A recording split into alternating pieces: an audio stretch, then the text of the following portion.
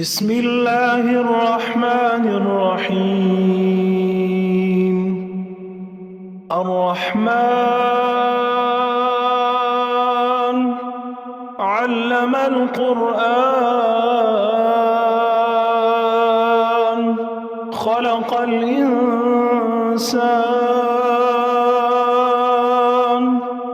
علمه البيان.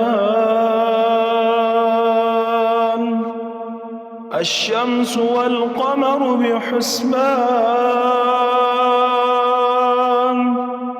والنجم والشجر يسجدان والسماء رفعها ووضع الميزان ألا تطغوا في الميزان وأقيموا الوزن بالقسط ولا تخسروا الميزان. والأرض وضعها للأنام فيها فاكهة والنخل ذات الأكمام والحب ذو العصف والريحان. فبأي آلاء ربكما تكذبان؟ خلق الإنسان من صلصال كالفخار وخلق الجان من مارج من نار. فبأي آلاء ربكما تكذبان؟ رب المشرقين ورب المغربين. فبأي آلاء ربكما تكذبان؟ مرج البحرين يلتقيان بينهما برزخ لا يبغيان. فبأي آلاء ربكما تكذبان؟ يخرج منهما اللؤلؤ والمرجان. فبأي آلاء ربكما تكذبان؟ وله الجوار المنشآت في البحر كالأعلام. فبأي آلاء ربكما تكذبان؟ كل من عليها فان ويبقى وجه ربك ذو الجلال والإكرام. فبأي آلاء ربكما تكذبان؟ يسأله من في السماوات والأرض كل يوم هو في شأن. فبأي آلاء ربكما تكذبان؟ سنفرغ لكم أيها الثقلان. فبأي آلاء ربكما تكذبان؟ يا معشر الجن والإنس استطعتم أن تنفذوا من أقطار السماوات والأرض فانفذوا لا تنفذون إلا بسلطان. فبأي آلاء تكذبان يرسل عليكما شواظ من نار ونحاس فلا تنتصران فبأي آلاء ربكما تكذبان فإذا انشقت السماء فكانت وردة كالدهان فبأي آلاء ربكما تكذبان فيومئذ لا يسأل عن ذنبه إنس ولا جان فبأي آلاء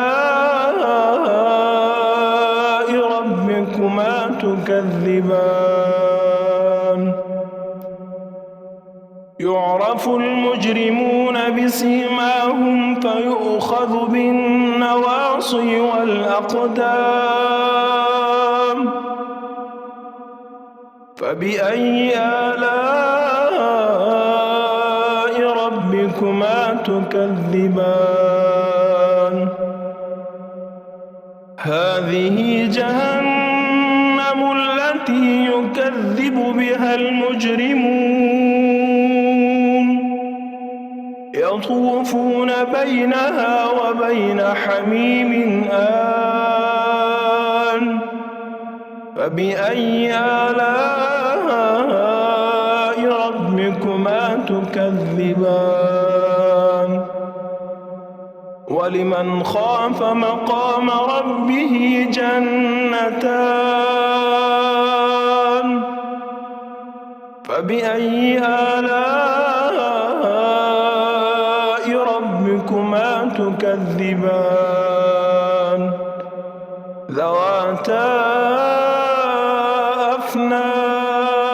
أفنان فبأي آلاء ربكما تكذبان فيهما عينان تجريان فبأي آلاء ربكما تكذبان فيهما من كل فاكهة زوجان فبأي آلاء ربكما تكذبان متكئين على فرش بطائنها من استبرق وجنى الجنتين دان فبأي آلاء ربكما تكذبان فيهن قاصرات الطرف لم يطمثهن إنس قبلهم ولا جان فبأي آلاء ربكما تكذبان كأنهن الياقوت والمرجان فبأي آلاء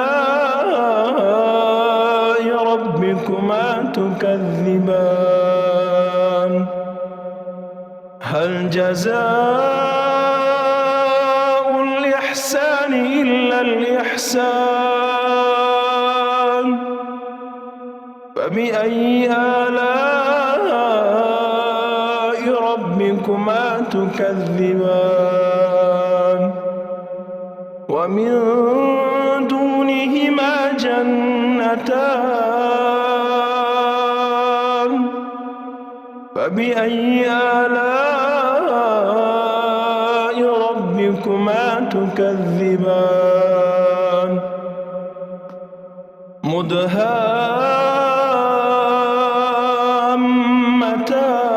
مدهامتان فبأي آلاء ربكما تكذبان فيهما عينان نضاختان فبأي آلاء ربكما تكذبان فيهما فاكهة ونخل ورمان فبأي آلاء ربكما تكذبان فيهن خيرات حسان فبأي آلاء ربكما تكذبان حور مقصورات في الخيام فبأي آلاء ربكما تكذبان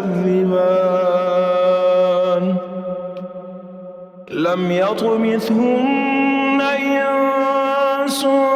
قبلهم ولا جان فبأي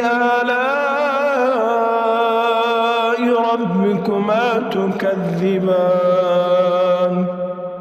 متكئين على رفرف خضر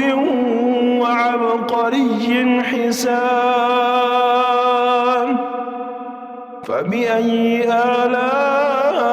آلاء ربكما تكذبان تبارك اسم ربك ذي الجلال والإكرام بسم الله الرحمن الرحيم ياسين والقرآن الحكيم إنك لمن المرسلين على صراط مستقيم تنزيل العزيز الرحيم لتنذر قوما ما أنذر آباؤهم فهم غافلون لقد حق القول على أكثرهم فهم لا يؤمنون إنا جعلنا في أعناقهم أغلالا فهي إلى الأذقان فهم مقمحون وجعلنا من بين أيديهم سدا ومن خلفهم سدا فأغشيناهم فهم لا يبصرون وسواء عليهم أنذرتهم أم لم تنذرهم لا يؤمنون إنما تنذر من اتبع الذكر وخشي الرحمن بالغيب فبشره بمغفرة وأجر كريم إنا نحن نحيي الموتى ونكتب ما قدموا وآثارهم وكل شيء أحصيناه في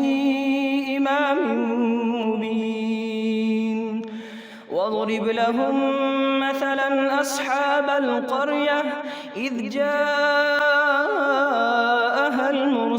المرسلون إذ أرسلنا إليهم اثنين فكذبوهما فعززنا بثالث فقالوا إنا إليكم مرسلون قالوا ما أنتم إلا بشر مثلنا وما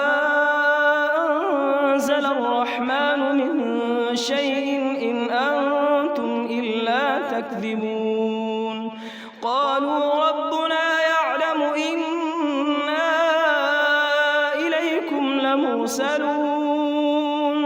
وما علينا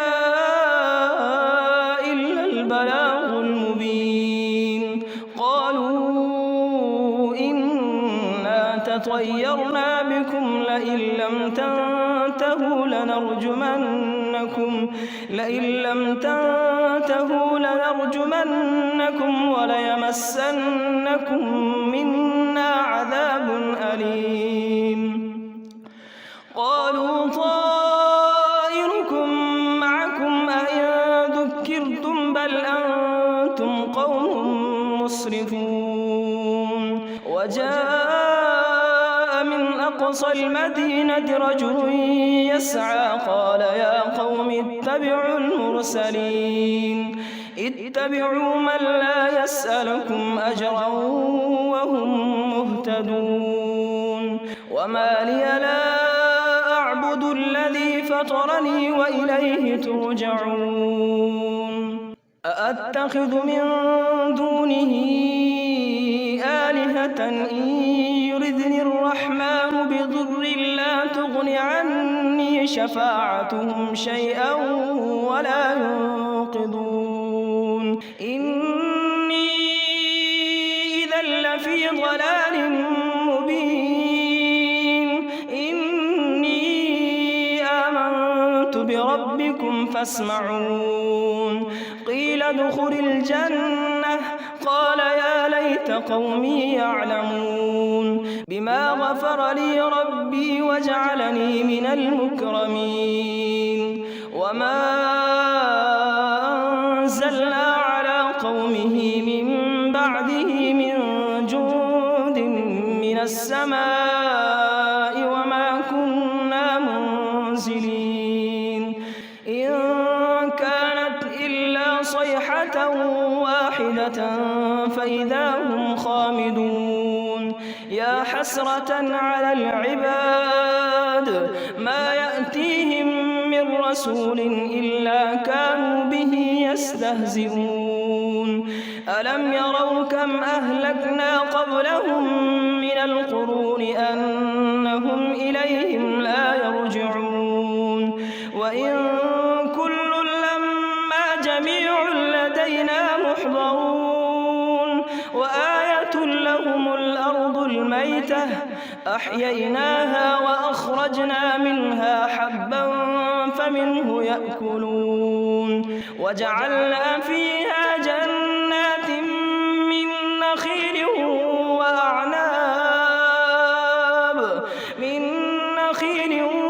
وأعناب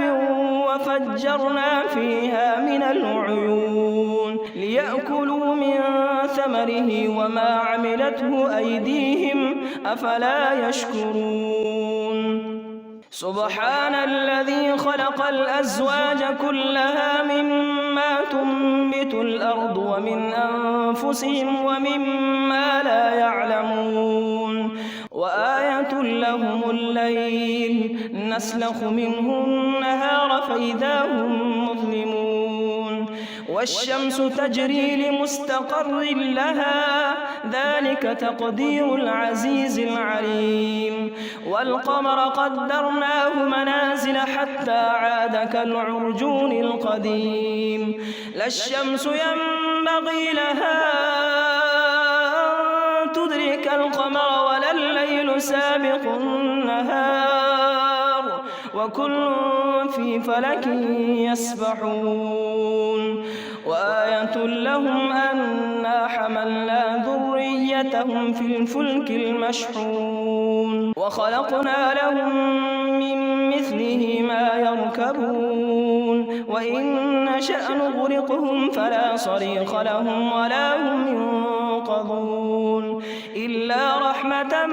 منا ومتاعا إلى حين. وإذا قيل لهم اتقوا ما بين أيديكم وما خلفكم لعلكم ترحمون. وما تأتيهم من آية من آيات ربهم إلا كانوا عنها معرضين. وإذا قيل لهم أنفقوا مما رزقكم الله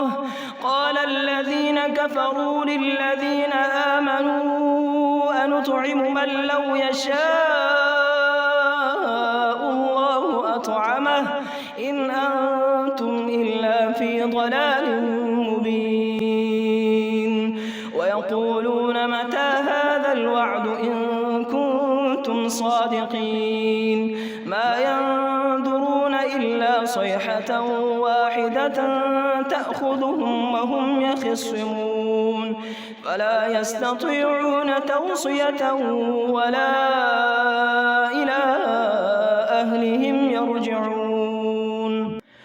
ونفخ في الصور فإذا هم من الأجداث إلى ربهم ينسلون قالوا يا ويلنا من بعثنا من مرقدنا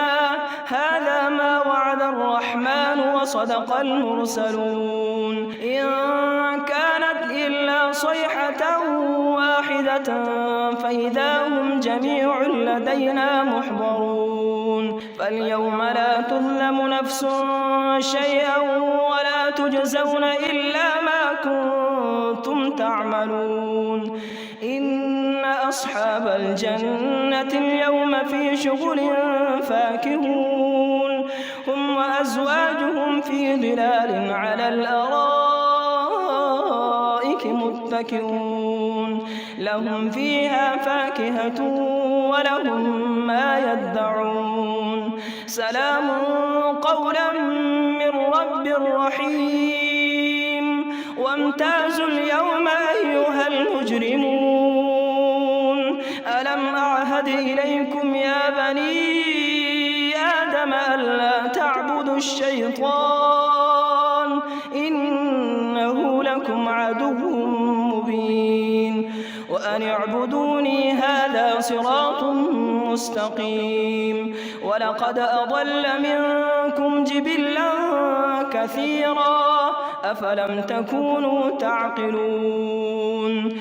هذه جهنم التي كنتم توعدون اصلوها اليوم بما كنتم تكفرون اليوم نختم على أفواههم وتكلمنا أيديهم وتشهد أرجلهم بما كانوا يكسبون ولو نشاء لطمسنا على أعينهم فاستبقوا الصراط فأنى يبصرون ولو نشاء لمسخناهم على مكانتهم فما استطاعوا مضيا ولا يرجعون ومن نعمره نكسه في الخلق أفلا يعقلون وما علمناه الشعر وما ينبغي له إن هو إلا ذكر وقرآن مبين لينذر من كان حيا ويحق القول على الكافرين أولم يروا أنا خلقنا لهم مما عملت أيدينا أنعاما فهم لها مالكون وذللناها لهم فمنها ركوبهم ومنها يأكلون ولهم فيها منافع ومشارب أفلا يشكرون واتخذوا من دون الله آلهة لعلهم ينصرون لا يستطيعون نصرهم وهم لهم جند محضرون فلا يحزنك قولهم إنا نعلم ما يسرون وما يعلنون أولم ير الإنسان أنا خلقناه من نطفة فإذا هو خصيم مبين وضرب لنا مثلا ونسي خلقه قال من يحيي العظام وهي رميم قل يحييها الذي أنشأها أول مرة وهو بكل خلق عليم الذي جعل لكم من الشجر الأخضر نارا فإذا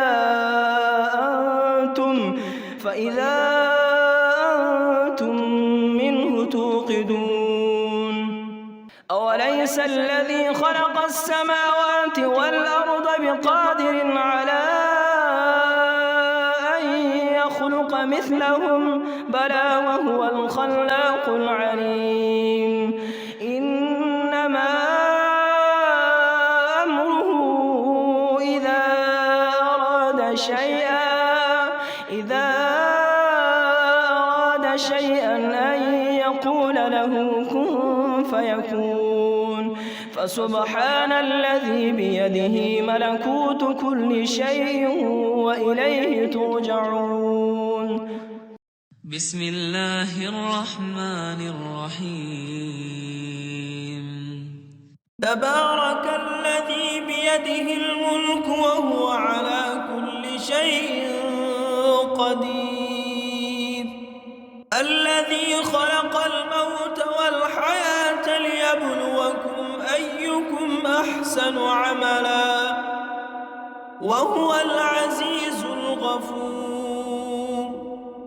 الذي خلق 7 سماوات طباقا ما ترى في خلق الرحمن من تفاوت فارجع البصر هل ترى من فطور ثم ارجع البصر كرتين ينقلب إليك البصر خاسئا وهو حسير ولقد زينا السماء الدنيا بمصابيح وجعلناها رجوما للشياطين وأعتدنا لهم عذاب السعير وللذين كفروا بربهم عذاب جهنم وبئس المصير إذا ألقوا فيها سمعوا لها شهيقا وهي تفور تكاد تميز من الغيظ كلما ألقي فيها فوج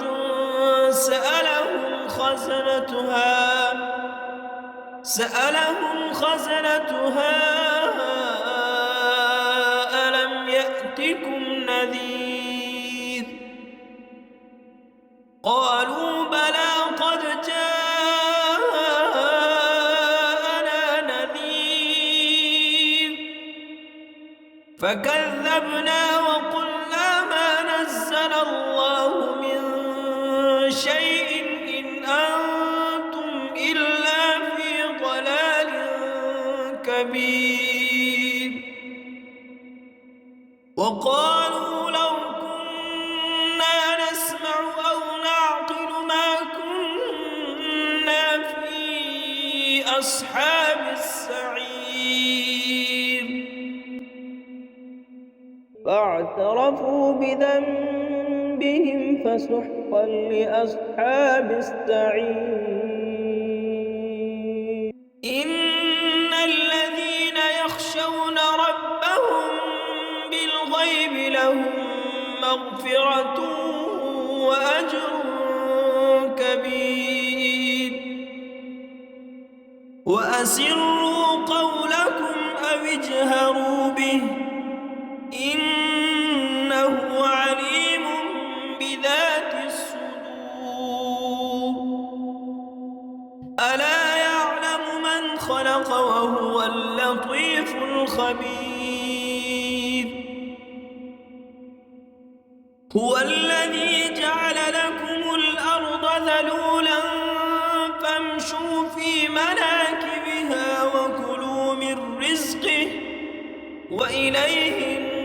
النشور أأمنتم من في السماء أن يخسف بكم الأرض فإذا هي تمور أأمنتم من في السماء أن يرسل عليكم حاصبا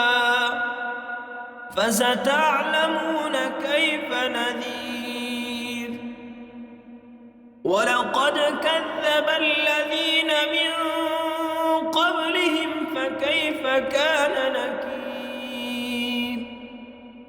أولم يروا إلى الطير فوقهم صافات ويقبض ما يمسكهن إلا الرحمن إنه بكل شيء بصير أمن هذا الذي هو جند لكم ينصركم من دون الرحمن إن الكافرون إلا في غرور أمن هذا الذي يرزقكم إن أمسك رزقه بل لجوا في عتو ونفور أفمن يمشي مكبا على وجهه أهدى أمن يمشي سويا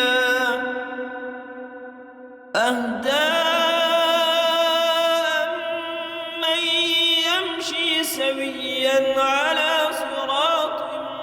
مستقيم قل هو الذي أنشأكم وجعل لكم السمع والأبصار والأفئدة قليلا ما تشكرون قل هو الذي ذرأكم في الأرض وإليه تحشرون ويقولون متى هذا الوعد إن كنتم صادقين قل إنما العلم عند الله وإنما أنا نذير مبين فلما رأوه زلفة سيئت وجوه الذين كفروا وقيل هذا الذي كنتم به تدعون قل أرأيتم إن أهلكني الله ومن معي أو رحمنا فمن يجير الكافرين من عذاب أليم قل هو الرحمن آمنا به وعليه توكلنا فستعلمون من هو في ضلال مبين قل أرأيتم إن أصبح ماؤكم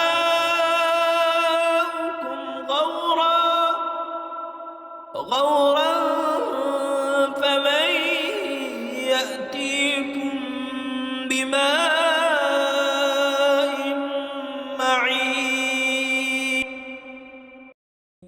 بسم الله الرحمن الرحيم يا أيها المزمل قم الليل إلا قليلا نصفه أو انقص منه قليلا أو زد عليه ورتل القرآن ترتيلا إنا سنلقي عليك قولا ثقيلا إن ناشئة الليل هي أشد وطئا وأقوم قيلا إن لك في النهار سبحا طويلا واذكر اسم ربك وتبتل إليه تبتيلا رب المشرق والمغرب لا إله إلا هو فاتخذه وكيلا واصبر على ما يقولون واهجرهم هجرا جميلا وذرني والمكذبين أولي النعمة ومهلهم قليلا إن لدينا أنكالا وجحيما وطعاما ذا غصة وعذابا أليما يوم ترجف الأرض والجبال وكانت الجبال كثيبا مهيلا إنا أرسلنا إليكم رسولا شاهدا عليكم كما أرسلنا إلى فرعون رسولا فعصى فرعون الرسول فأخذناه أخذا وبيلا فكيف تتقون إن كفرتم يوما يجعل الولدان شيبا السماء منفطر به كان وعده مفعولا إن هذه تذكرة فمن شاء اتخذ إلى ربه سبيلا إن ربك يعلم أنك تقوم أدنى من ثلثي الليل ونصفه وثلثه وطائفة من الذين معك والله يقدر الليل والنهار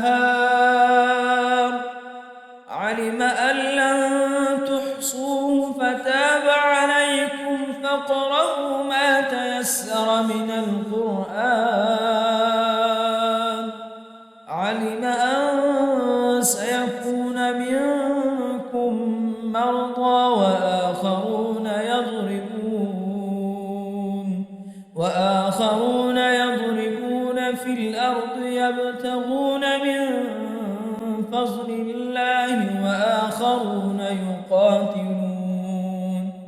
وآخرون يقاتلون في سبيل الله فاقرؤوا ما تيسر منه وأقيموا الصلاة وآتوا الزكاة وأقرضوا الله قرضا حسنا وما تقدموا لأنفسكم من خير تجدوه عند الله هو خيرا وأعظم أجرا واستغفروا الله إن الله غفور رحيم بسم الله الرحمن الرحيم يا أيها المزمل قم الليل إلا قليلا نصفه أو انقص منه قليلا أو زد عليه ورتل القرآن ترتيلا إنا سنلقي عليك قولا ثقيلا إن ناشئة الليل هي أشد وطئا وأقوم قيلا إن لك في النهار سبحا طويلا واذكر اسم ربك وتبتل إليه تبتيلا رب المشرق والمغرب لا إله إلا هو فاتخذه وكيلا واصبر على ما يقولون واهجرهم هجرا جميلا وذرني والمكذبين أولي النعمة ومهلهم قليلا إن لدينا أنكالا وجحيما وطعاما ذا غصة وعذابا أليما يوم ترجف الأرض والجبال وكانت الجبال كثيبا مهيلا إنا أرسلنا إليكم رسولا شاهدا عليكم كما أرسلنا إلى فرعون رسولا فعصى فرعون الرسول فأخذناه أخذا وبيلا فكيف تتقون إن كفرتم يوما يجعل الولدان شيبا السماء منفطر به